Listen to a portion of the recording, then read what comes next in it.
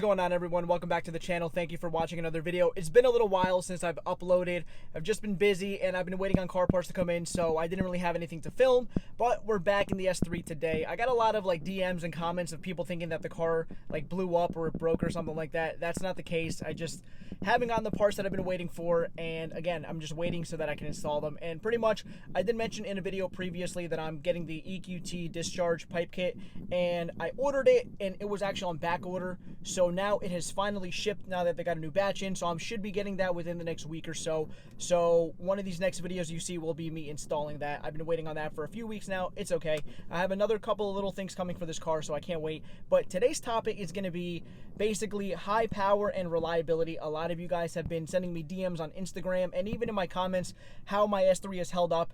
I have had my car at this setup for about 6 months now, even more than a little 6 months actually, and it's been great. I want to explain to you guys basically how much I've driven the car and my experience at this power level, how this car is done for me. So I wanted to show you guys this. I actually redid the fuel lines on my entire system from the MPI rail all the way back to the check valve on the back towards the firewall, just because I had the fuel lines, and after a while I've heard a lot of people say some weird things about them that they start to give out, so I wanted to be safe than sorry. So I actually modified the stock fuel line to work with everything. So this right here all is the stock fuel line. I did 2 quick disconnects here with some clamps to put the ethanol sensor from Fuel It right here instead. I ran the harness all the way over this way, because the way it used to be was that my sensor would sit right here in the middle, but it would interfere with the pressure sensor here and the map sensor. So now that there's just the straight line, I planted it here so that the engine cover can still work without interfering. I still have the regular T, is all clamped up with no problems, and it doesn't hit anything, which is nice. I also replaced the check valve on the firewall back there. It's a Dorman piece with a new clamp, and honestly that does a great job as well. There's no restrictor in there, so the fuel flows a little bit more, so actually you'll get a little bit better fuel flow that way. And yeah, I like this setup a lot better because it's a lot cleaner. And like I said, I have this now that's always connected. Before I used to have to take off the connector to fit, so that, you know, when I want to read my ethanol content, I would have to take it out of my glove box and do all that. So now it's a lot cleaner. I like this a lot better. This is a lot snug, more down towards the manifold, so now it won't touch the actual engine cover like it used to. And honestly, I like this a lot better. And I'm glad I was able to use the stock line, because this stock line, honestly, believe it or not, is very good quality and very sturdy. So I'd rather use this over the Fuel It lines that they provided. And like I said, now we have the engine cover on, and you can see the wire a little bit here, not a big problem with the ethanol sensor, with the analyzer right there. So again, I like this setup a lot better. I feel like it makes it look a lot cleaner. I would like if this could have been under here, but with everything going on under the engine cover, it just didn't look clean that way, and I couldn't use this all the time. So I don't mind this right here. I can still take out the dipstick, no problem. The oil filter is still fine. I could always just lift this up a little bit and take that off, so, and it doesn't touch, so I have no problem with that. So that's the setup I have right now, and I really like it, and I feel like it's a lot better and a lot better quality than the actual Fuel It setup that I had before with their lines. Guys, I also forgot to mention, as you can see here, I have no more P3 gauge. I actually ended up selling it because since there's so much done to this car already, I love the OEM Plus look of the P3 gauge and how it matches everything, but I've been using my access port again just so I can monitor extra things, just because of how highly modified this car is now. So I decided to basically just get away from the P3 gauge, get my money back for it, put the OEM vent in, and be able to just monitor what I need to monitor on the access port, and it's more effective that way, in my opinion, for the setup of the car now. Guys, believe it or not, since I've done all this work to the S3, I have never driven this car more than I do now. So as you guys know, this car is not my daily driver. Now that does not mean that you cannot daily this car. I know it is a bit extra to have an S3, which isn't that crazy of a car, and not daily it, but it is the nicest car I've ever owned, the most expensive car I've ever owned, and the most work that I've ever put into a car. So I want to keep it, you know, clean. I want to keep it nice. I want to not ruin it, not to put so many miles on it when I'm lucky enough to be able to have a daily as well as this car. But if I didn't, obviously dailying this car would be nothing. And the best thing about the S3 is the fact that it's perfect for daily driving, because the car feels like normal. Right now, I could drive the car around town and the car feels, besides the exhaust note, you wouldn't even tell. If there was no intake, no exhaust, you would think this car is completely stock by the way it drives. It is nothing crazy whatsoever, and that's what I love about it. So if I want to drive it for a week or two straight and not be extra, I could do that. Or once you put your foot down, the car just opens up and you're like, wow, okay, obviously there's a lot of work being done to this car. Guys, I know that one of the top things about all of this, though, is the reliability that you guys are talking about. And I've probably put, I would say, maybe 3,000 to 4,000 miles on this car since doing all of this. And I spent, no joke, a little over a month every single day driving this car like a daily driver. I put a lot of miles on it, a lot of different driving styles, from having fun to stop and go traffic to a lot of highway driving. This car has done nothing but phenomenal. It runs amazing. It feels great. When you put your foot down, the power is there, and when you want comfort, it's also there as well. The car's been nothing but reliable ever since I started doing stuff to it like 3 years ago now, and honestly, I can't complain with how well this car's performed. Now, obviously, a lot of people are going to be a little weary on the fact that when you're more than doubling the wheel horsepower that these cars come with stock, you're gonna obviously assume like, hey, is this car really gonna be able to hold up?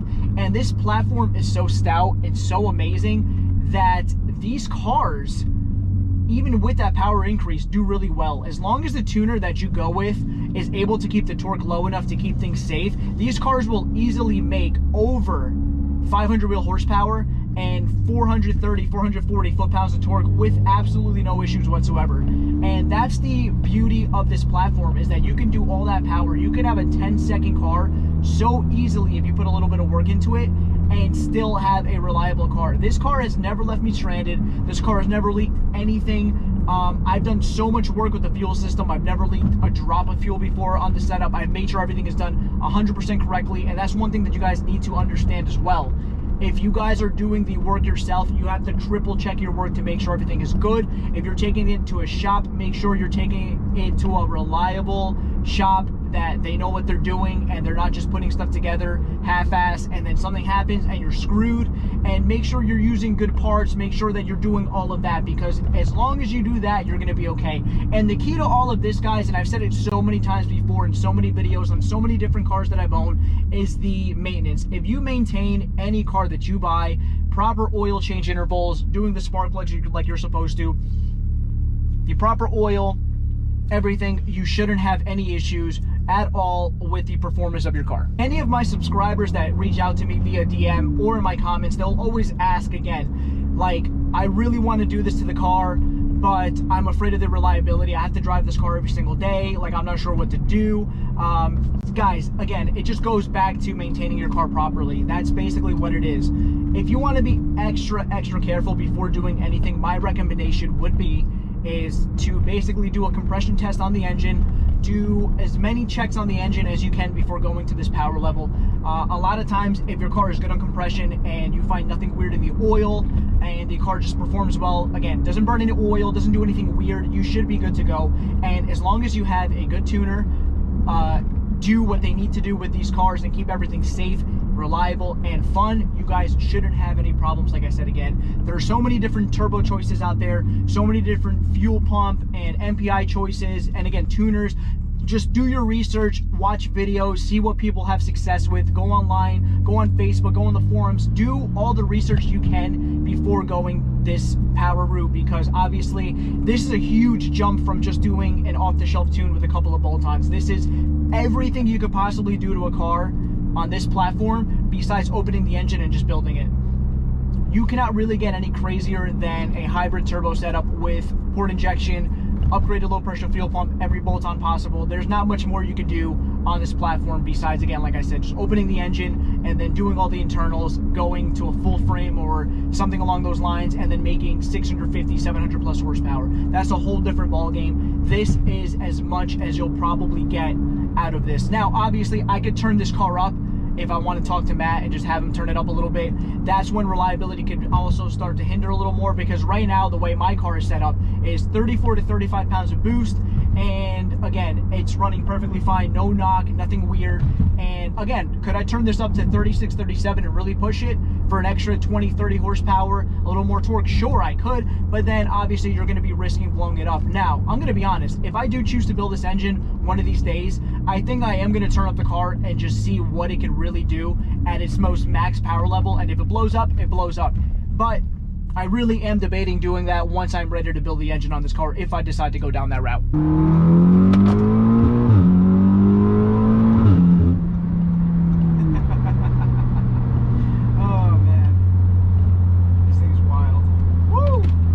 And guys, last thing that I wanted to say about this whole thing is basically, if you have confidence in your car, you have confidence in the shop that you're taking your car to, or you have confidence in your own mechanical skills, I really wouldn't be too afraid to do these things to this car. Like I said, I've had this car at this level for 6 months now, a little more than 6 months from when I started doing all of this.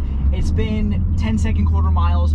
I've driven this car pretty hard. You've seen many videos of me doing a bunch of pulls, a bunch of launches at the track, doing a bunch of different things, and this car is held up without a problem. There's a lot of practices that you guys can do to make sure that everything is still going to be running 100%. Basically, I like to check my oil if I haven't driven the car in a little while.